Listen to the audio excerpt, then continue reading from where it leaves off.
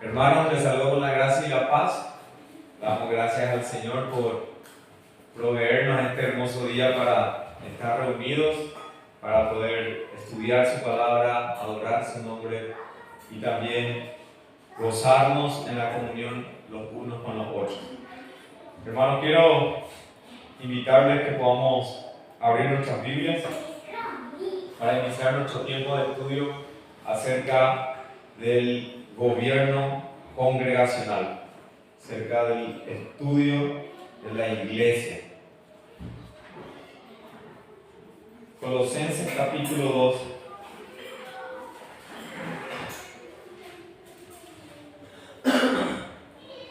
Versículo 1 en adelante dice la palabra: porque quiero que sepáis cuán gran lucha sostengo por vosotros y por los que están en la Odisea y por todos los que nunca vieron mi rostro en carne, para que sean confortados sus corazones, unidos en amor y en todas las riquezas de pleno entendimiento, para conocer el misterio de Dios y del Padre y de Cristo, en quien están escondidas todos los tesoros de la sabiduría y del conocimiento. Y digo esto para que nadie os engañe con palabras persuasivas, porque aunque estoy ausente en cuerpo, no obstante en espíritu estoy con vosotros, gozándome y mirando vuestro orden y firmeza de vuestra fe en Cristo. Hasta ahí, hermanos. Vamos a orar, que el Señor pueda guiarnos en su palabra y también en su espíritu, para que al meditar en estas palabras pueda el Señor darnos un sincero quebrantamiento acerca de su voluntad para su iglesia. Vamos a orar. Amado Dios y Padre, te adoramos, Señor, y bendecimos tu nombre, porque para siempre es tu misericordia. Nuevamente hoy, Señor, se renuevan tus misericordias. Nuevamente tú extiendes delante de nosotros tu gracia de poder estar reunidos, de poder estudiar tu palabra. Oh Señor, tu palabra es suficiente para animarnos y exhortarnos, a fin de gozar de ti y de todas tus promesas. Ayúdanos en este tiempo de estudio, Padre, para que tú puedas ser exaltado en medio nuestro. Te oramos en Cristo Jesús. Amén. Amén. Amén, hermanos. Bienvenidos a todos, hermanos, por los que están. Estamos mirando un poco este pasaje de Colosenses para introducir a lo que es nuestro estudio acerca de la iglesia. Y Pablo dice en esta parte, sin conocer a los colosenses, pero sabiendo de cómo están viviendo el testimonio que tienen, que es algo que él destaca dentro de su carta. Dice el versículo 5, porque aunque estoy ausente en cuerpo, no obstante en espíritu estoy con vosotros, gozándome y mirando vuestro orden y firmeza en fe en Cristo.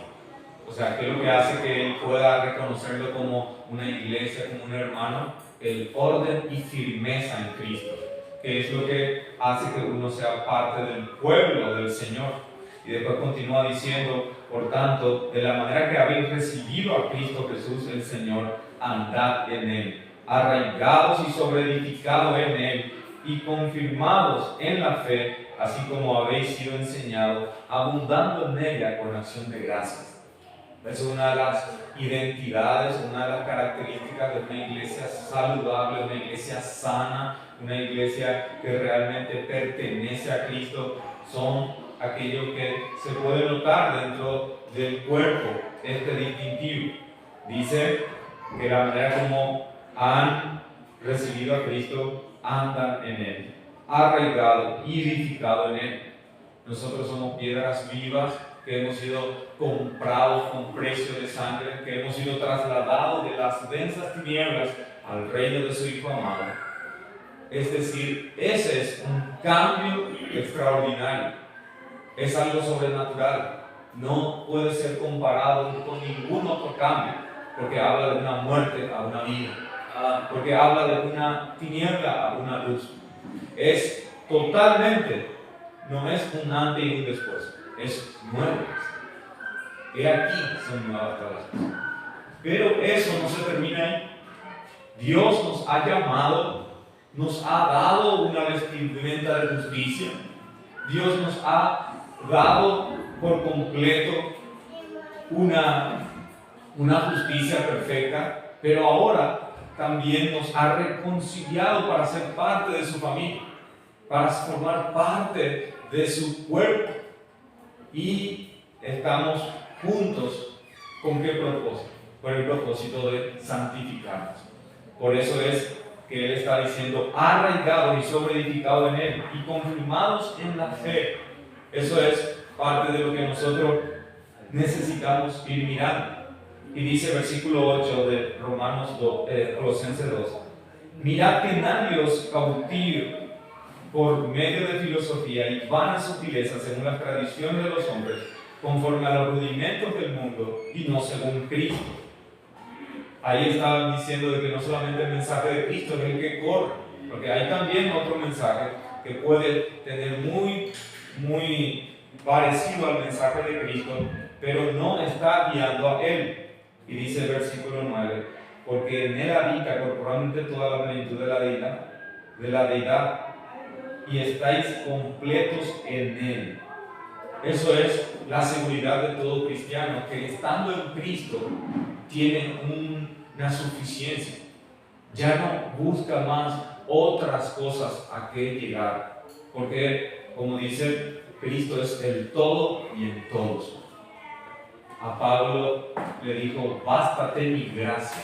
Es decir, estando ya en Cristo, nosotros no vemos que tenemos que escalar uno más, o nosotros debemos de buscar otra revelación un poco más que está oculta a nosotros, sino que a lo que hemos llegado por gracia, que es en Cristo, en eso afírmense, en eso simiéntense, en eso crezcan. En palabras de Pedro, esto es que puedan ustedes crecer en la gracia. Y eso es posible solamente cuando nosotros formamos parte de la iglesia local, que es uno de los medios que el Señor permite a fin de que cada uno que Él ha cambiado, cada uno de aquellos que Él ha llamado, puedan ser equipados en esa gracia. Porque por nosotros mismos no vamos a crecer. El Señor dice de que a través de su iglesia, donde están reunidos, Él está. Y esa es una de las promesas que nosotros creemos de que Él sigue haciendo. Cada vez que nosotros nos juntamos, cada vez que nosotros estamos juntos, el Señor hace su obra, a fin de hacernos ver más lo necesitados que estamos, no solamente cuando hemos sido llamados, sino que hoy de Él. Hoy necesitamos de Cristo. Hoy necesitamos otra vez pisar más fuerte y descansar más en la obra de nuestro Señor Jesucristo. Y eso es lo que proclamamos. Hay mucho evangelio dentro de la iglesia, porque la vida misma se trata de eso. Porque dice Pablo, yo me propuse no saber nada entre vosotros, sino esto, Cristo y Él crucificado. Y eso es lo que deseamos, hermanos, meditar más de ese Cristo que ha tenido todo el poder para poder comprarnos y llamarnos, así también gobernarnos, así también guiarnos. La gran comisión no se termina solamente cuando se va, predica, bautiza, sino que enseñándoles que guarden todas las cosas que yo he mandado. Y eso es donde sucede dentro de la iglesia. Hay tantas cosas que el Evangelio en sí nos va a nosotros demandar. Lo primero que nos demanda es que nos arrepintamos de nuestros pecados. Lo segundo que nos demanda es que confiemos plenamente en el Señor y que nos bauticemos y que después inicie la carrera. Y una de esas cosas es mortificar nuestros pecados continuamente, dejar la ira, la envidia, la codicia, mirar al Señor, vestir sus vestiduras, ser manso, de entrañable misericordia, de benignidad. Cambia tu carácter, cambia tu manera de vivir, empieza a conformarte a Él, santifícate y después también da tu vida, pone tus dones al servicio del Señor. De eso se trata la vida cristiana. No se trata de uno que solamente ha recibido una gracia y está en espera de la segunda venida del Señor.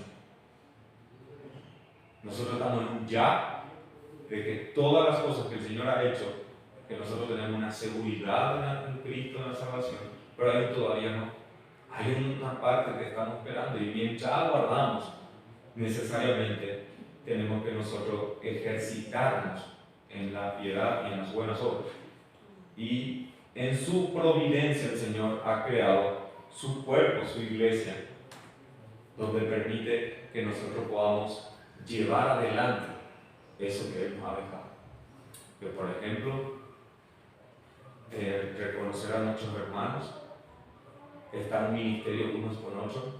Ese ministerio es exhortar unos a otros, animar unos a otros, llevar la carga unos de otros. Eso nosotros hacemos dentro de una comunidad de iglesia. Y ahora particularmente lo que queremos, hermanos, estamos nosotros estudiando es acerca de cómo Dios ha establecido que su iglesia se conduzca, de cómo esa comunidad de santos, de redimidos, cómo tiene que ser conducido. Hay muchas posturas en relación a eso. Hay algunos que abrazan de que tiene que ser por medio de la guía de una persona. Hay algunos que dicen que la guía de una organización. Y nosotros queremos justamente ver en esto cómo específicamente tiene que llevarse el gobierno dentro de la iglesia. Y este es el propósito del estudio que hemos propuesto: estudiar acerca de nuestra comprensión de la vida de la iglesia y también eso después aplicarlo dentro de la práctica. Y hemos propuesto en el inicio del estudio 12 domingos, estamos ahora en el 4º domingo, después de una introducción general, porque es importante el gobierno. Muchas veces nosotros no le damos mucha importancia al gobierno, y por más que estemos sufriendo ese sistema de gobierno. Algo muy común que pasa es que, no, el tema de política yo no me meto. Pero sí tiene muchas quejas con el gobierno. El gobierno es desastre, yo no me quiero meter.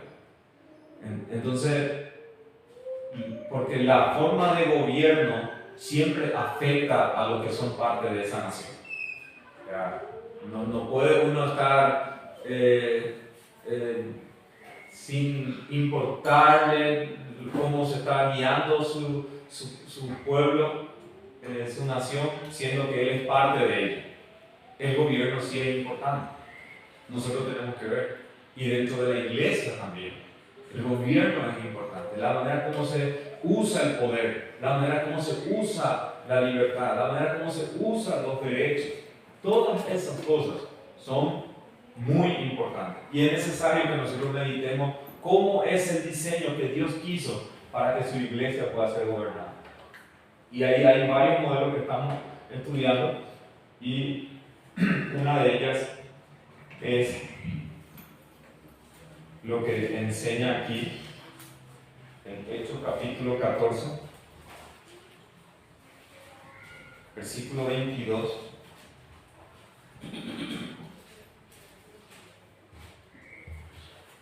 Si alguien tiene, por favor, nos puede leer Hechos 14, 22 y 23.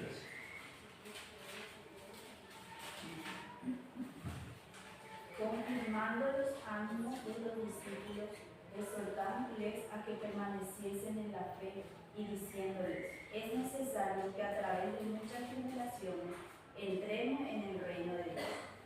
Y constituyeron ancianos en cada iglesia, y habiendo orado con ayuno, los encomendaron al Señor en quien habían creído. Vemos lo primero: el Señor ha hecho su obra trayendo por gracia pecadores. Eso es el primer paso. Dios que le ha dado todo el poder a Cristo, y Cristo usa ese poder cambiando vidas, pero no le deja ahí, sino que habiendo constituido y cómo ha establecido que haya líderes para esas ovejas. Y eso es lo que justamente, de qué forma se constituye, de qué forma se elige, de qué forma se lleva adelante, es el que ha sido establecido como anciano, que se encarga de todas estas cosas. Ese es el punto de discusión a lo largo de todo el tiempo de la iglesia. Y eso es lo que nosotros queremos estudiar. ¿Cuál es lo que es más justo conforme a la Escritura para que podamos nosotros llevar? Y ahí vimos nosotros que dentro de todo lo que se ha concluido en los estudios de cómo se tiene que gobernar, una de las cosas más comunes es el prelado, que es el modelo episcopal del gobierno. Eso fue el estudio del domingo. Hay uno también que el gobierno es de acuerdo a la nación, depende totalmente del estado donde vive, del reino. Ese sería el tema de a los anglicanos, Anglicano, sí. Sí, que el rey también. Depende del monarca, sí. También el gobierno presbiteriano, que es lo que vamos a mirar un poquito más hoy, y después lo último, que es el gobierno congregacionalista. Entonces, dentro de todas esas cosas es importante nosotros saber de que no tengo solamente una forma de entendimiento, o algunos pueden que abrace uno de esos, pero lo importante nosotros es examinar todo y después, como dice, desechar lo bueno, agarrar lo bueno y desechar lo malo. Entonces, lo que hemos visto el domingo es el sistema de gobierno episcopal, el sistema de gobierno que es por medio de piramidal. Sería que la cabeza está uno y ese es el que gobierna todo y tiene sus súbditos así de una manera escalonada. Entonces es muy común, la gran mayoría en nuestro contexto es lo que más se aplica, que es el sistema católico, en cuanto a que pasa cualquier cosa y se tiene que llegar hasta la cabeza. Fernando Lugo quiso salir de ser país, y eso no es que informa ahí localmente ya, sino que envía hasta la cabeza, que es el que comanda y el que decide, para que pueda tomar ese permiso. Y también cualquier disciplina de excomunión o de sacar o de recibir, muchas veces es dado más por esta autoridad que es dada. Entonces, este gobierno es el más común, el que más nosotros vemos cómo llevan aplicado en nuestro contexto, y sus razones es según las enseñanzas de Mateo. Si podemos irnos.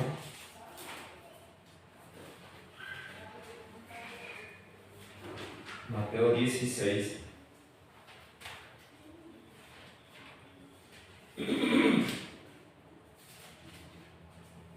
Y 18.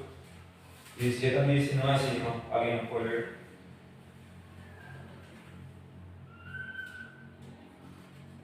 Y Jesús respondiendo le dijo: Bienaventurado eres, Simón, hijo de Jonás, porque esto no te lo reveló carne ni sangre, sino mi Padre que está en los cielos. Yo también te digo que tú eres Pedro, y sobre esta roca edificaré mi iglesia, y las puertas del Hades no prevalecerán contra ella. Yo te daré la llave del reino de los cielos, y lo que ates en la tierra será atado en los cielos, y lo que desates en la tierra será desatado en los cielos. Entonces este es uno de los pasajes que más usan como fundamento para defender de que la forma de gobierno tiene que ser de esa forma, pirámide. Y una de las cosas que vemos aquí claramente, ante la pregunta de quién es Cristo, la respuesta fue de parte del apóstol Pedro, diciendo de que Él es el Hijo de Dios, de que Él es el Mesías. O sea, no tuvo una definición como Nicodemo, que le llamó maestro. O sea, tenía un entendimiento claro: Él es el Mesías, Él es el verdadero. A eso que le llamó bienaventurado, pero es por gracia, no es porque Él es mejor que otros, sino que claramente esto que no te reveló sangre ni carne, esto no es gracias a que vos quedas mucho, gracias a que si está entre vos, naciste en una nación de padres judíos. Esto mismo que él está definiendo es lo que nosotros también conocemos por la gracia. Ahora, a eso lo que le dice es, y yo también te digo que tú eres Pedro, y sobre esta roca edificaré mi iglesia. Y ahí lo que la declaración de Pedro, de que él es como el que está respondiendo aquí, está la respuesta del Señor Jesucristo, y sobre esta roca. Es decir, de lo que Él es, pero muchas de las interpretaciones, lo que nosotros vemos aquí, sobre la roca de su respuesta, es decir, de lo que Él ha declarado. Eso es por medio de cómo se edifica la iglesia, es decir, que es Cristo, que es la piedra angular.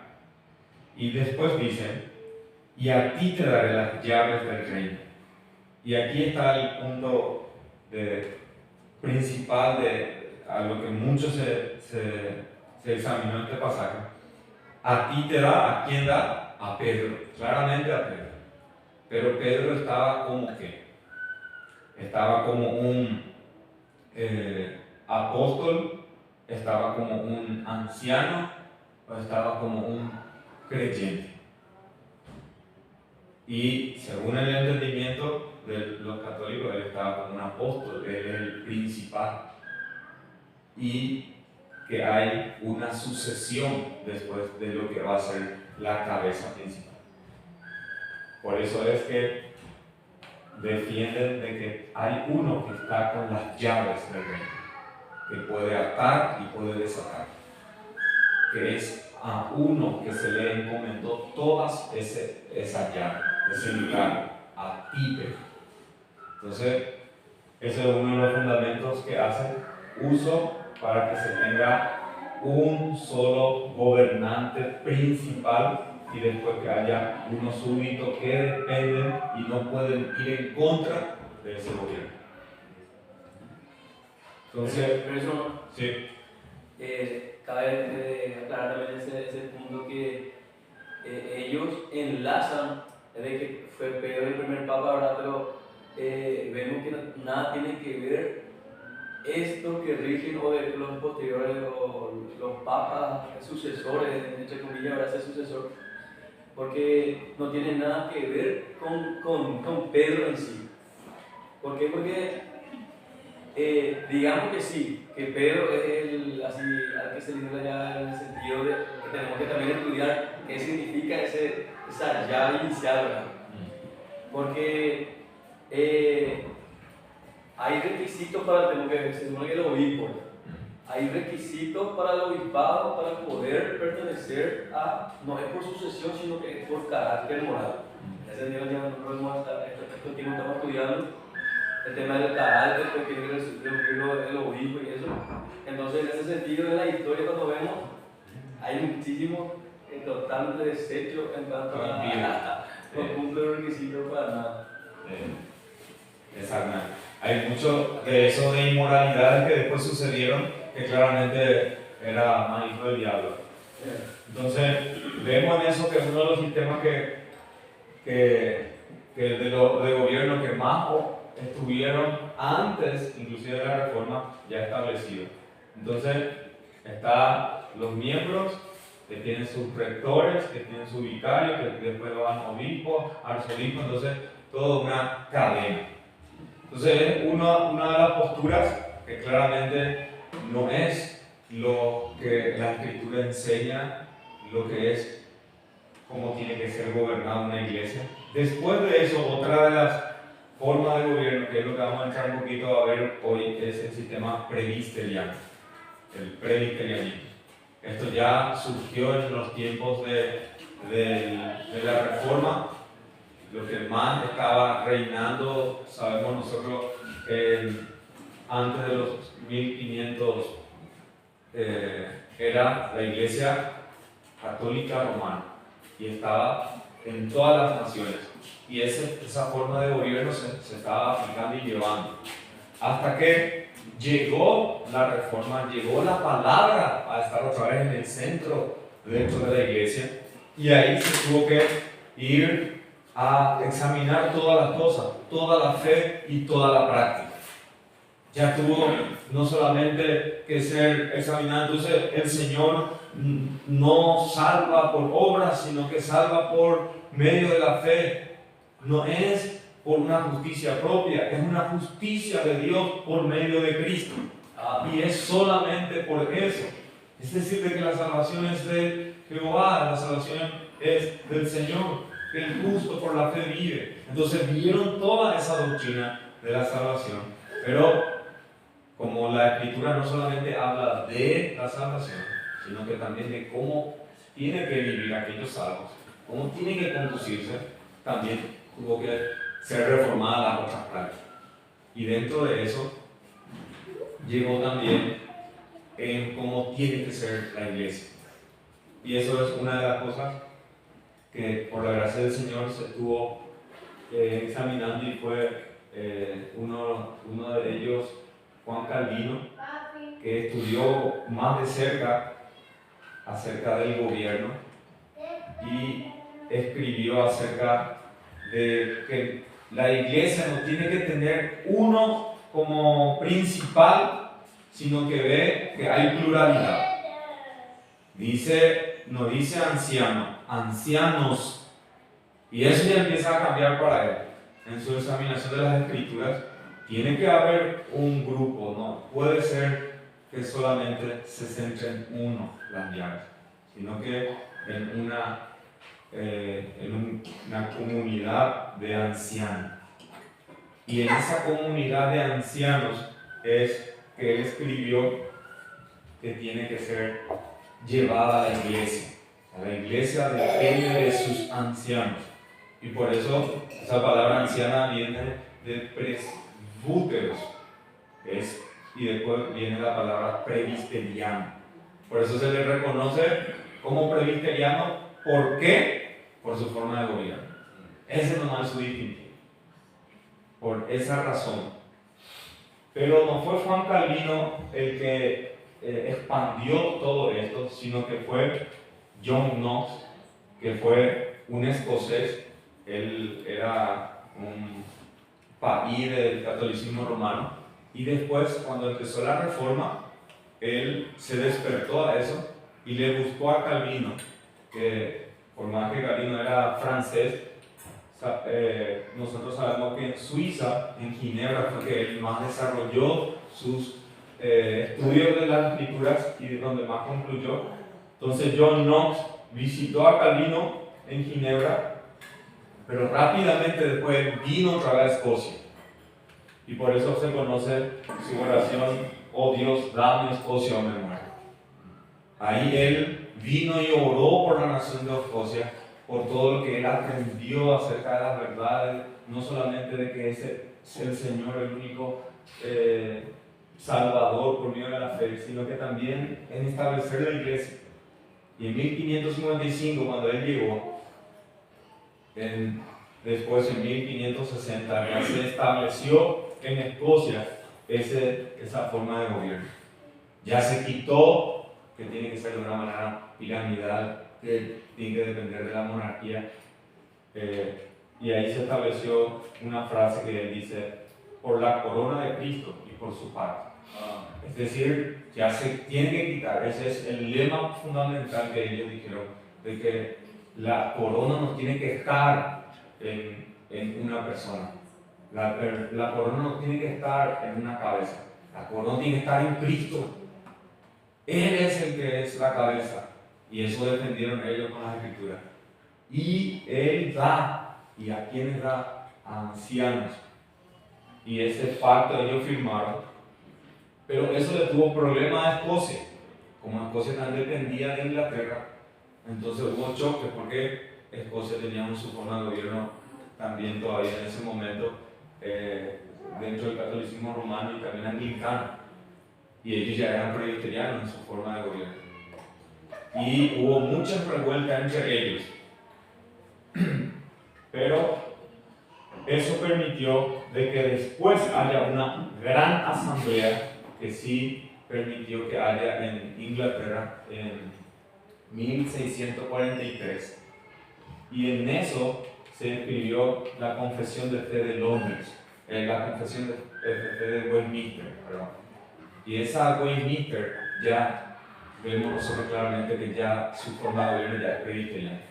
Entonces, son parte de los que ha estudiado en sus conclusiones Juan Calvino, propagado por John Knox y que fue establecido por toda Escocia y después fue llegando hasta Inglaterra.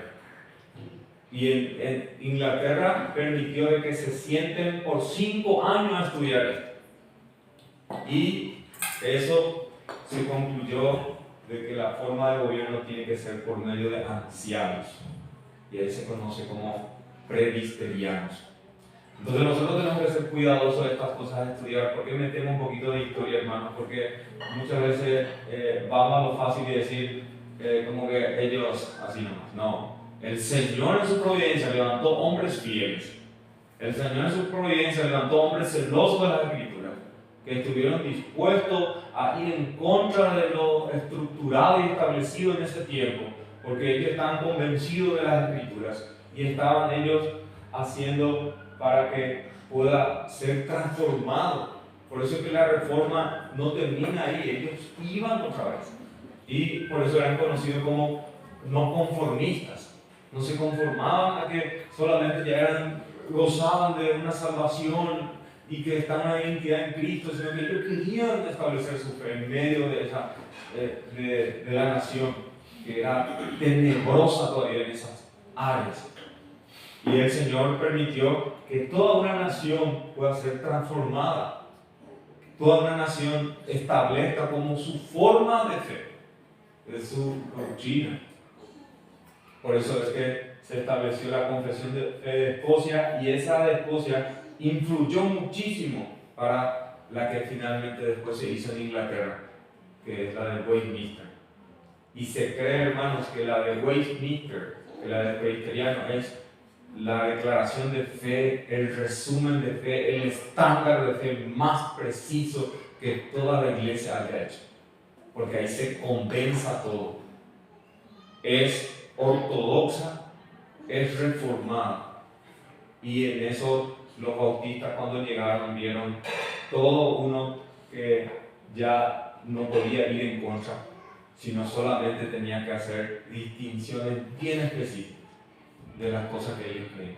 Entonces, esto sería el proceso hasta llegar a la declaración de fe de Westminster. Y lo que ellos adentro pusieron es esto. En el capítulo 30, cuando habla acerca de la disciplina, dice el párrafo 1: el Señor Jesús, como Rey y cabeza de su iglesia, ha designado en ella un gobierno dirigido por oficiales de la iglesia, diferentes de los magistrados civiles. Claramente, ellos tenían una dependencia de las naciones, pero para la iglesia ha establecido oficiales. ¿Y qué hacen esos oficiales? Y acá está el punto. Nosotros también podemos declarar la misma cosa. A estos oficiales ha sido entregado las llaves del reino de los cielos, en virtud de lo cual tienen poder respectivamente para retener y remitir los pecados, para cerrar aquel reino a los que no se arrepientan tanto por la palabra como por la disciplina, y para abrir a los pecadores arrepentidos por el ministerio del Evangelio y por la absolución de la disciplina según lo requiera la circunstancia. ¿En quién centra todas las llaves? Ya no en el Papa, como anteriormente. Uno tenía todo, sino que ellos en su entendimiento y estudio de la Escritura, en un grupo de ancianos, un presbítero. Y eso fue llevado adelante, que tiene que ser por un grupo de ancianos que tienen allá. Entonces, más o menos, ¿cómo sería la estructura dentro del presbiterianismo? Está la congregación local. La congregación local tiene ancianos, y esos ancianos se dividen otra vez entre ancianos que son docentes, los que enseñan, y unos que gobiernan. Entonces, dos figuras en cuanto a ancianos. Algunos se encargan exclusivamente de impartir enseñanza y otros del gobierno, de ellos dependen otra vez de un presbiterio. Un presbiterio puede tener varias iglesias locales a su cargo, y esos presbiterios otra vez dependen de la asamblea general, que es lo que se puede tener dentro de un país. Entonces, esa sería más o menos la línea de estructura dentro del presbiterianismo. Permiso, no. Sí, En otra palabra, no es totalmente independiente cada iglesia, ¿no? Exacto. Ese es el problema, Sí. en ese sentido lo que te digo. Eso es nada. Uno depende del otro, o sea, Sí. no tienen una independencia así cada congregación, digamos. No, no tiene. Sí, tiene una dependencia, y hay algunos que 2, 3 o muchas veces 4 iglesias locales dependen de un presbiterio, de unos ancianos otra vez, para que puedan llevarse el culto. Entonces, viendo localmente, esto sería el mapa. No sé si hay alguna pregunta o comentario más acá. Esto sería en una manera general. Una manera específica ya, este consejo tiene dos figuras de oficiales para un anciano. Algunos exclusivamente se dedican en instruir, en enseñar. Por eso la figura del pastor es como que da pastos, y el que gobierna es el que ayuda a decidir las cosas, el que está más ocupado que se conduzca bien la iglesia. Esas son las dos figuras. Y esto, ahí está la iglesia, el cuerpo de los miembros. Entonces, vemos algunos pasajes como eso. Una de ellas es lo que justamente hoy vamos a examinar. Primera de Timoteo. Si alguien tiene, Primera de Timoteo 5, 17.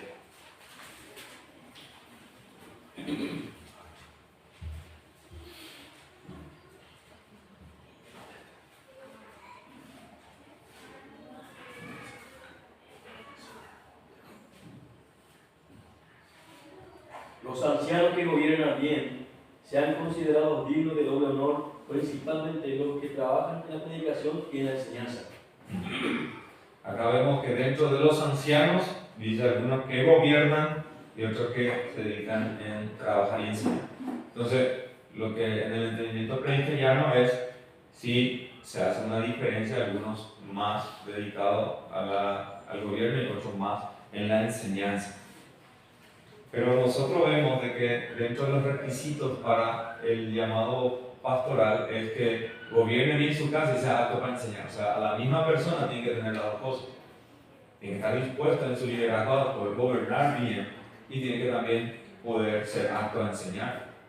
No solamente que uno se confiere a uno no puede ser anciano si no puede instruir la palabra. Entonces, esa es una de las cosas que vemos que ciertamente dentro de las providencias del Señor, ciertamente dentro de los dones que da el Señor, a algunos les va a ser más fácil en la enseñanza, en la predicación, por eso se descansa más en esa persona, en eso, y otro quizás va a ayudar más, es más sabio en llevar adelante los asuntos, en las consejerías, en tratar conflictos. Entonces se descansa más también dentro de sus dones, pero no uno haciendo otro y el otro haciendo otro, sino que se tiene que llevarlo dentro de ese equilibrio para cada uno. Entonces ese sería el entendimiento dentro de esas iglesias locales, llevada uno para un propósito exclusivo de dar pasto y otro exclusivo a decidir. Uno no puede involucrarse en el otro, sino que tiene que ser así establecido. Uno de los argumentos que en base a esta doctrina se establece de parte de ellos es la protección del error doctrinal. Y eso es que mucho se discute que no se le puede dar que se encargue de las doctrinas a la iglesia. porque en su inmadurez puede ser que sea sutilmente engañado, llevado, seducido. Entonces, mejor confiarle a hombres que son maduros, que se dedican a eso. Entonces, eso nosotros vemos de que sí en parte tiene una verdad, pero el Señor, ¿cómo quiere? ¿Cuál sea su columna y su sostén? Su iglesia. Es decir, de que todos nosotros como cuerpo tenemos que sostener la verdad, no solamente una persona tiene que sostener la verdad. Por eso tiene que uno dar esperanza, dar razón de la esperanza que hay en ellos. Y ahí está el tema de hermano de que tenemos que discipular y enseñar a la iglesia para que la iglesia crezca. Amén. No esperar, obviamente podemos esperar también que todos crezcan a la misma estatura, porque en una iglesia siempre va a haber los indoctos, en el ámbito de así, para hacer una analogía, Como padres, hijos, niños, pichones, ancianos. sí. Entonces, pero todo es una responsabilidad de los líderes, del pastor y como se enseña, que la iglesia pueda crecer en estos entendimientos, para que de esa manera pueda discernir y se involucre en el gobierno. Amén. Para eso constituyó pastores a fin de perfeccionar a los santos para la obra del ministerio. O sea que necesita perfección la iglesia para que haga la obra del ministerio. Es decir, tiene que hacer, es responsabilidad nuestra llevar adelante la misión que el Señor nos ha dado. Entonces, muchas veces, ciertamente, puede ser que sea una buena motivación de preservar la verdad, pero si va en contra de cómo el Señor quiere, al final es una sabiduría de ahora. Otro punto es la promoción de la unidad de las iglesias. Uno de los criterios que dentro del congregacionalismo también, como es independiente, se cree que entonces pierde relación con toda la otra iglesia. Se maneja solamente solo, decide solo, y eso puede ser un peligro. Eso es uno de los argumentos. Entonces, nosotros creemos en la iglesia universal, nosotros creemos en que tiene que haber una unidad en la iglesia. Entonces, promovemos así la unidad según el fundamento del presbiterianismo. Entonces, eso también hay una razón en eso. Es muy legítimo, es muy cierto de que una iglesia no puede no reconocer a otros. Porque cuando uno está diciendo, si uno no cree como yo creo, entonces no son salvos.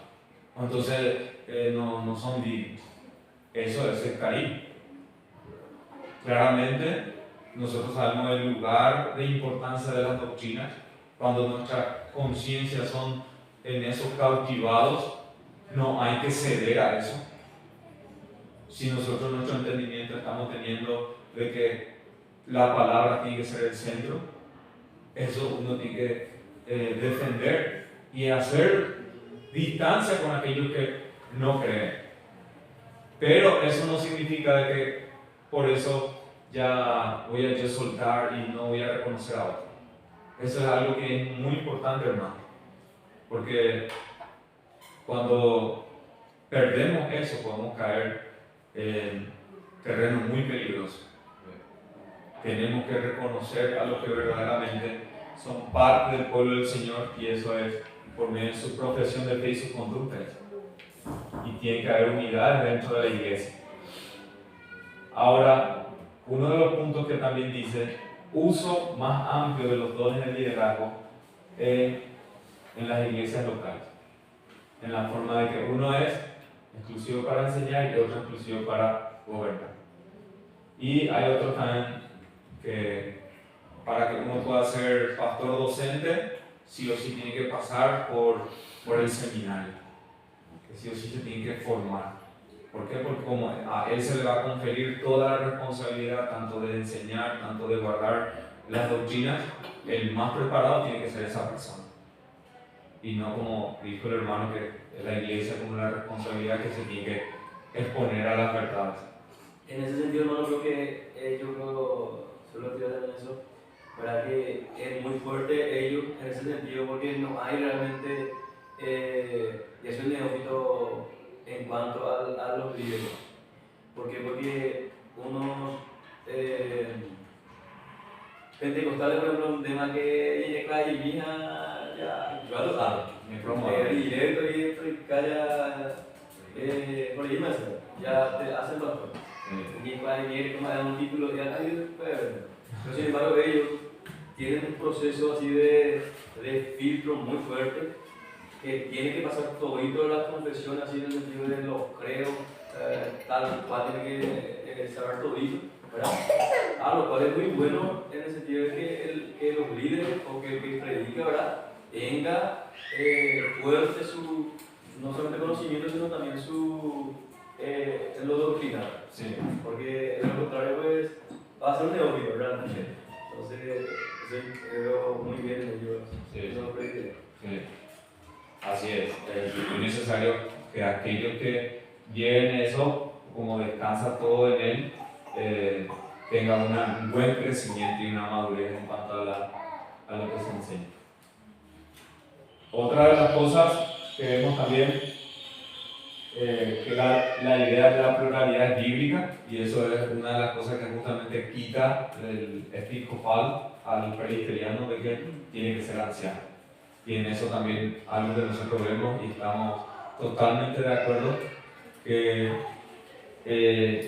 lo que manda el Señor es que haya ancianos, de que haya pastores, de que no se trata de una sola persona. Y hermano, esa pluralidad y paridad, porque hay otra cuestión también de pluralidad y paridad, es que le regula ya al pastor de no volverse un cacique o un mapa en su oficio, ¿no? Sí. Que tenga cumplido el ego, Sí. más o menos así.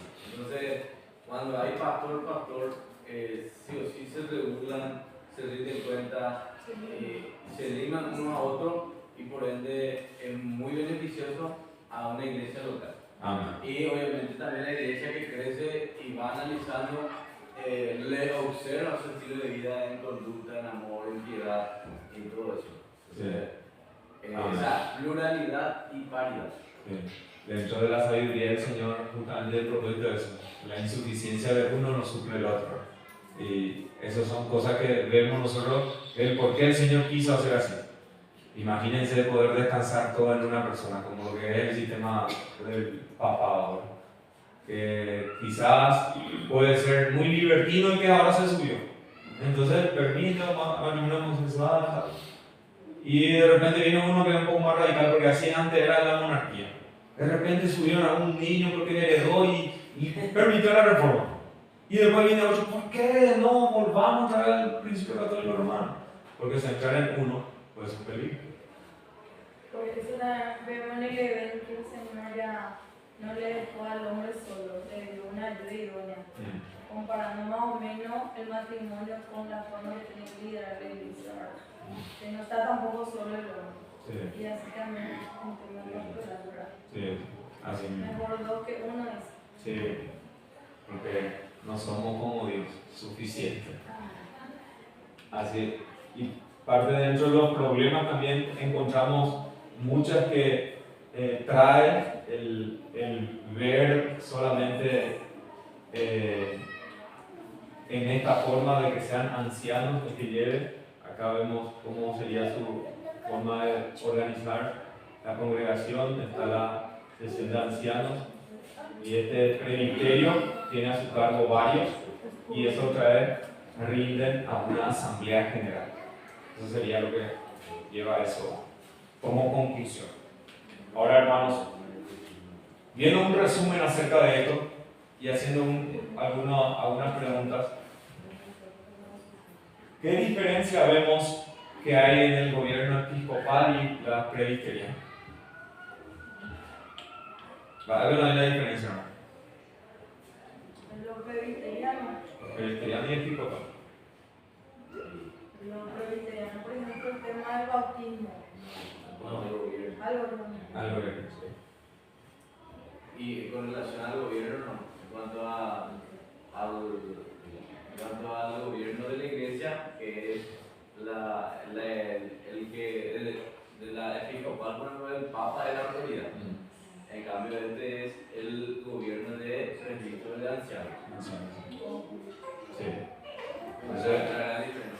se distribuye entre la llave o la autoridad, porque la llave es símbolo de autoridad. Toma la llave, me da la autoridad para abrir o la casa. El símbolo de autoridad, ¿a quién? La diferencia es que esto se reparte. Se reparte entre más hombres que son señalados, confiados y estudiados, evaluados. Ahora, ¿qué falla encontramos en el sistema de gobierno que van en contra de la palabra de Dios? Si vamos a ser precisos, hay algo que falta ahí. Examinando el presbiteriano, vemos nosotros que sí claramente es de centrar en uno y hacer anciano, es claro, es legítimo la pluralidad, pero ahora, ¿qué falta? ¿Qué hay en contra? ¿Qué podemos decir? Porque no solamente la llave de autoridad le da al gobierno de ancianos, sino que hay una llave de autoridad que da la iglesia. Entonces, la iglesia en conjunto con el pastor tiene participación. Y el tema también de que tengan dominio sobre otras iglesias. También. Es La iglesia es como independiente. Que otros vengan, inclusive por eso ellos creo que tranquilamente otros pastores o gobernantes sobre la iglesia que por contrato de ligarse en ese sentido. Por contrato y los candidatos de pastor van a ser Israel, no sé, tipo viene nomás de otro lado, no como debe ser de buscar entre ustedes y que se levante él o los pastores, sino que viene de otro lado a contratar y peor o se viene a pastorear ahí. En ese sentido puede ser que ni siquiera le conozcan, pero porque ya la forma de gobierno ya tiene ya sus pastores. Yo creo que eso también es una falla en ese sentido. ¿Algo más, hermanos? Sí, hermano. Una reflexión que podemos sacar también es que no porque funcione significa que esté bien. Tal vez el gobierno episcopal funcionaba o tuvo algunos avances, también el gobierno presbiteriano, pero eso no por eso significa que está bien, sino que lo que la Biblia dice, lo que es más correcto bíblicamente, esa es la verdad. Eso, una reflexión que podemos sacar también, sí, porque muchas veces nuestro razonamiento, nuestro análisis la lógica funcionó, nomás, sí. salió bien y Da así resultado, tiene que y ser. famoso equipo que gana o se cambia. Inclusive un hermano presbiteriano realmente me había dicho en cuanto a eso, ¿verdad? Que no, el tema es que siempre tiene que ser los ancianos, porque los ancianos son los más maduros. Debería, ¿verdad? Entonces, la categoría de la autoridad o decisiones al pueblo en sí, ¿verdad? Porque te ponen como analogía que es una familia, antes de que tu madre debe seguir algo de importancia, ¿entendés? Y tiene sentido y lógica lo que dice, ¿verdad? En ese sentido. Pero ahí es que el tema es que tenemos que hacer involucración a nuestra familia. Ciertamente al final hacerlo los ancianos, pero hacer la cabeza rural, todo lo que la orden sigue en la realidad. Al final siempre va a ser así, nuestro gobierno mismo. Pero tener que hacer involucración a la familia, a toda la familia. Sí, porque ahí justamente está ahora el punto de que en este sistema que vemos, ¿y dónde está la iglesia? ¿Y cuál es la participación? Porque se va a ahogar a lo que, o coartar, quitarle algo que sí el Señor le dio. Siento que tiene que ejercitar, dilo a la iglesia, hazlo parte de la iglesia. Entonces, en eso es lo que vemos nosotros, uno de los distintivos, que es ver que se pierde aquí, que es la belleza como Dios quiere que se lleve adelante en conjunto dentro de su familia. Amén, hermanos.